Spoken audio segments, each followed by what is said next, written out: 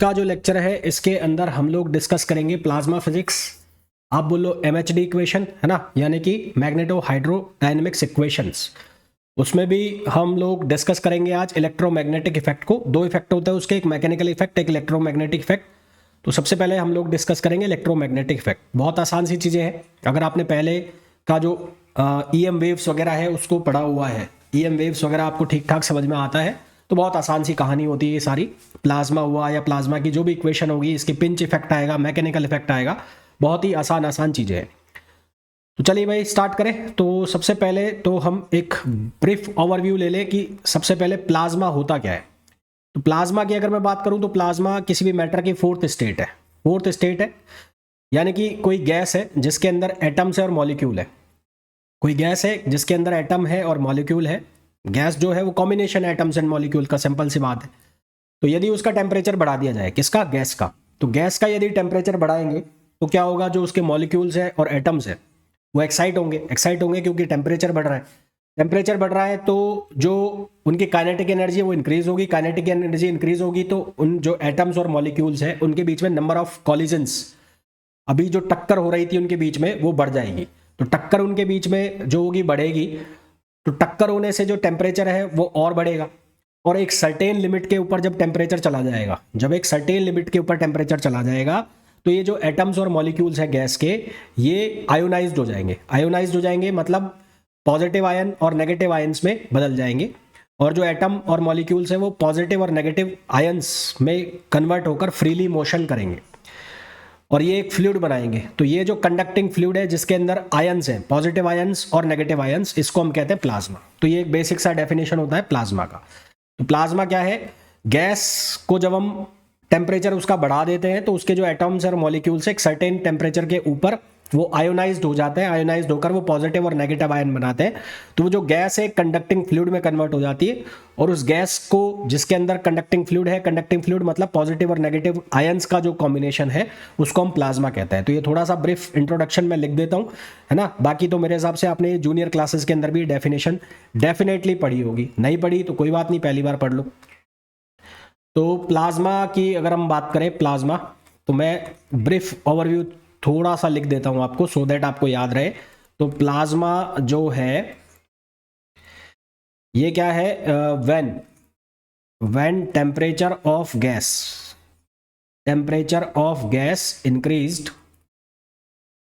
increased then collision between atoms and molecules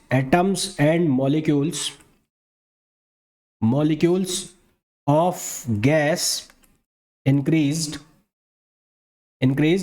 due to increase in kinetic energy, kinetic energy में increase के कारण इसकी जो atoms और मॉलिक्यूल्स है उसकी कॉलिजन भी क्या होती है, बढ़ जाती है। और जब ये टेम्परेचर एक सर्टेन लिमिट के ऊपर चला जाता है, and when temperature of gas goes beyond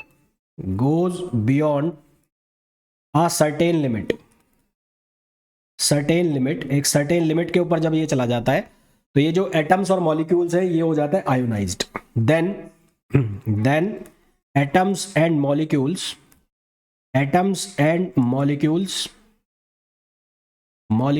of gas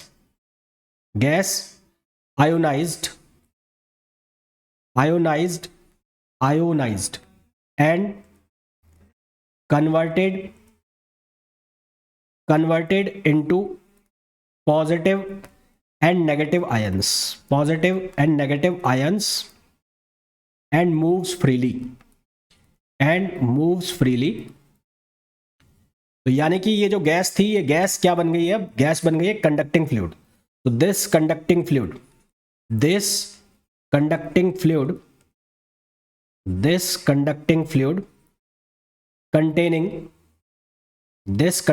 fluid containing positive and negative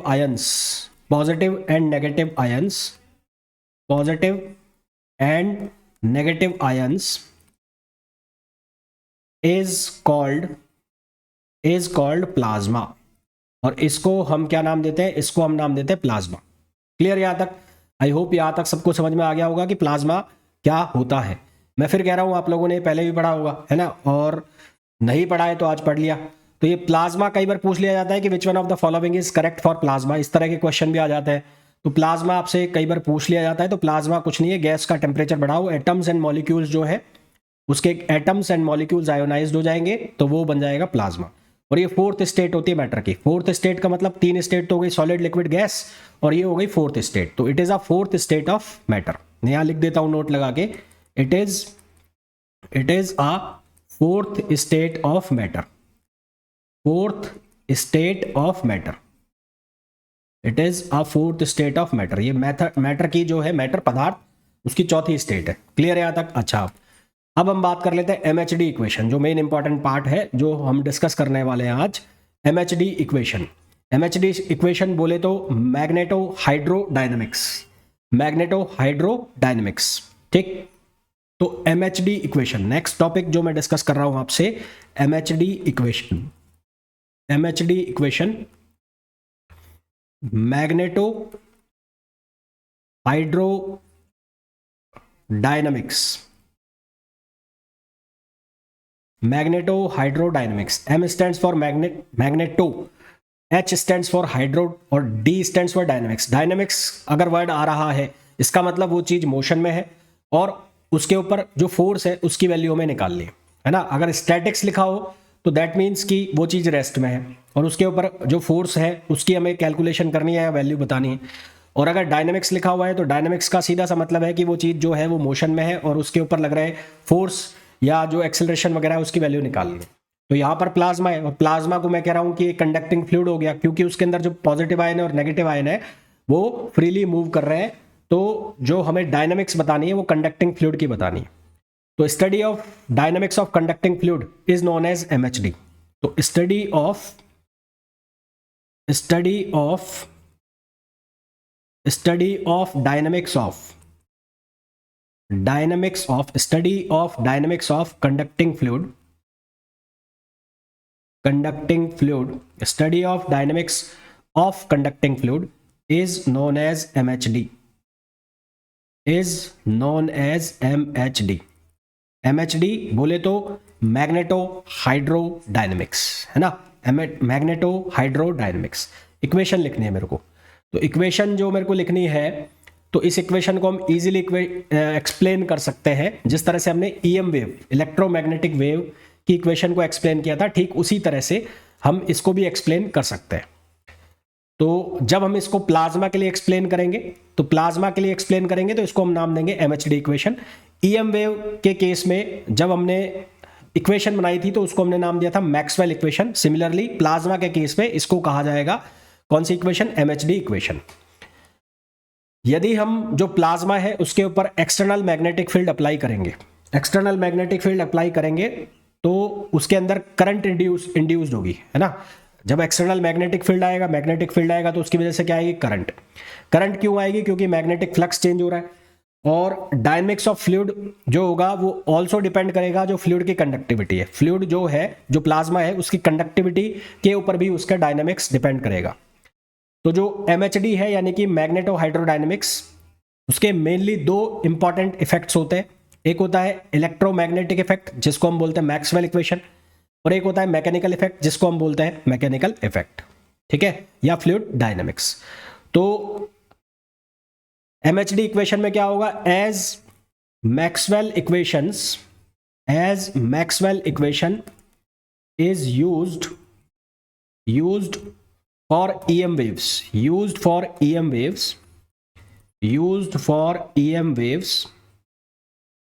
similarly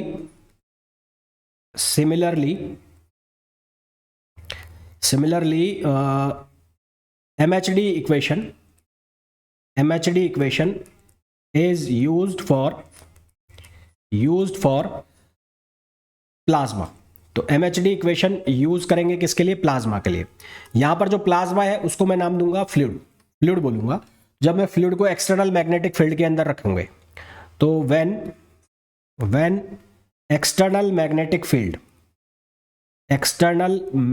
field external magnetic field is applied on fluid, plasma लिख सकते हो आप, मैं यहां पर फ्लूइड लिख रहा हूं, fluid, then a induced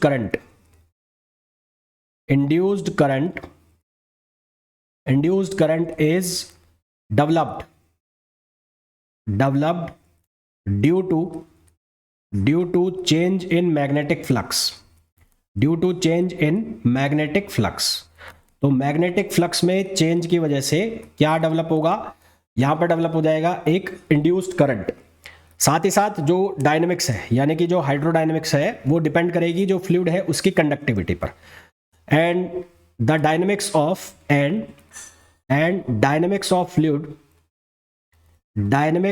fluid is also depends on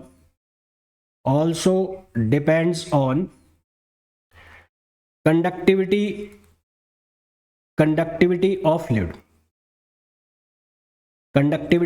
तो फ्लूइड की कंडक्टिविटी पर भी इसकी डायनेमिक्स डिपेंड करेगी।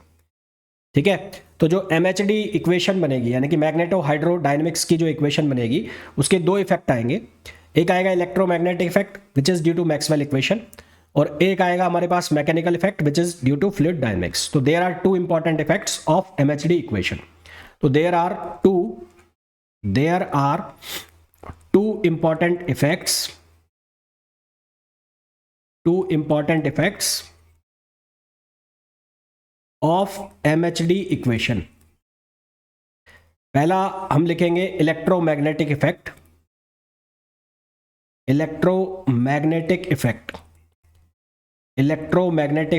उसमें हम क्या लिखेंगे, उसके अंदर लिखेंगे Maxwell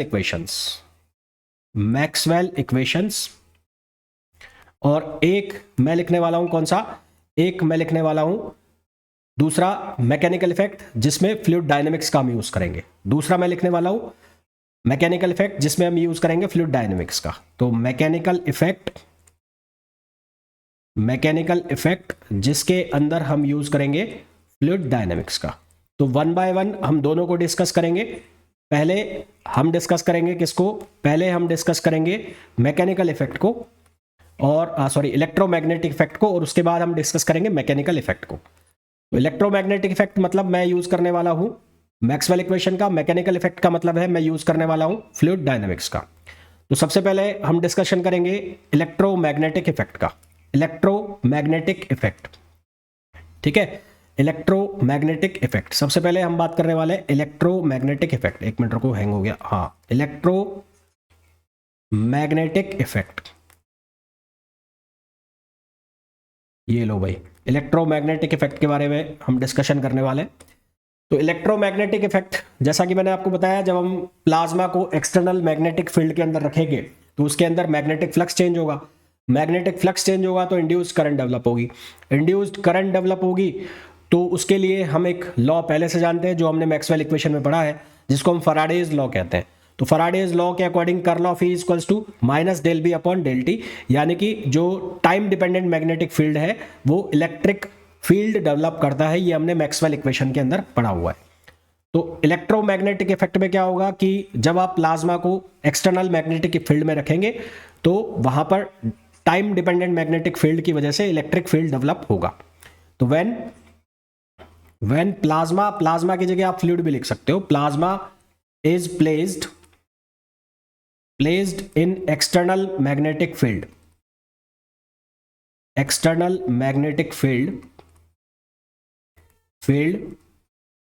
then an induced current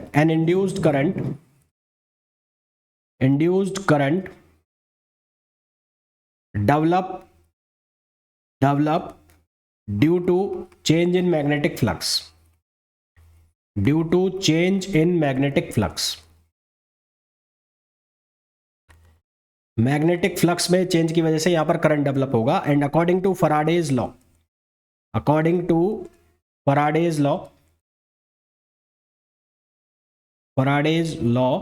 क्या लिखते हैं हम लिखते हैं curl of E equals to minus del B upon del T, ये लिखते हैं ना, curl of B equals to minus del B upon del T.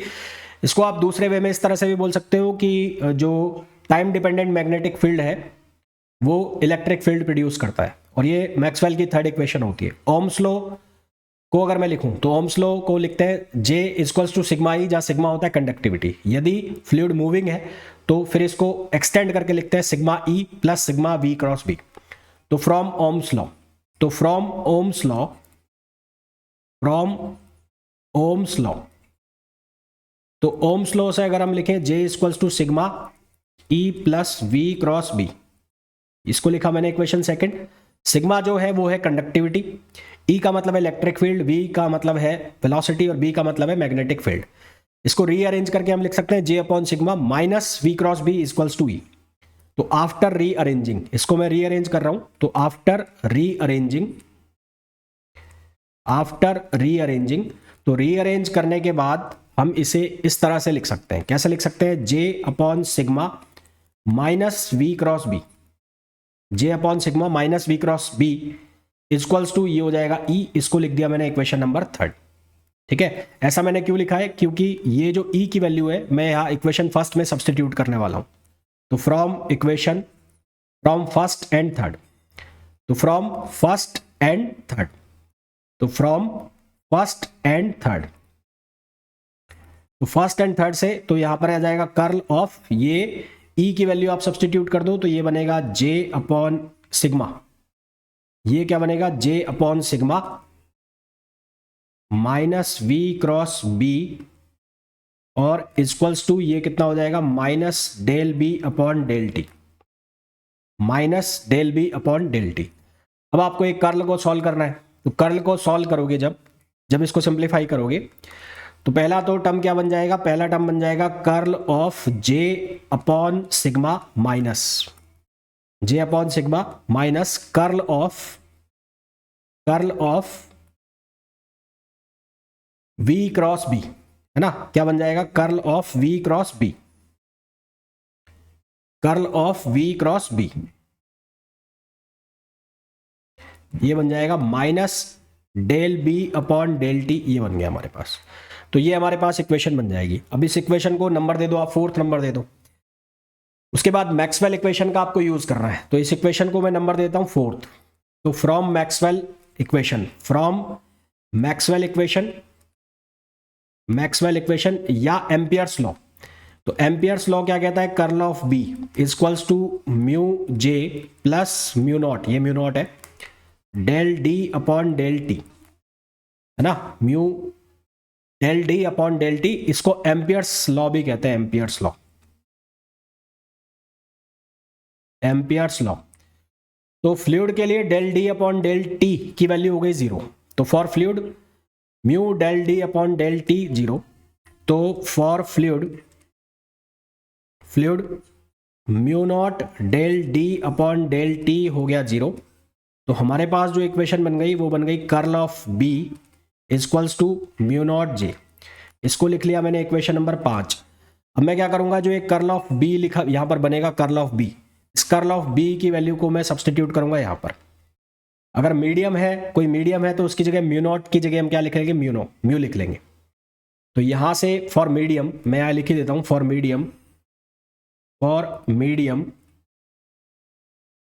Medium के लिए लिखेंगे curl of B equals to mu J। तो यहां से हम क्या करेंगे? J की वैल्यू लिखेंगे, J की वैल्यू बन जाएगी curl of B upon mu, curl of B upon mu. तो ये J की वैल्यू है, उठाकर रखेंगे इक्वेशन नंबर 4 में। इसको मैं देता हूं वापस से इक्वेशन नंबर 5। तो अब मैं यूज करूंगा किसका? इक्वेशन नंबर 4 का और 5 का।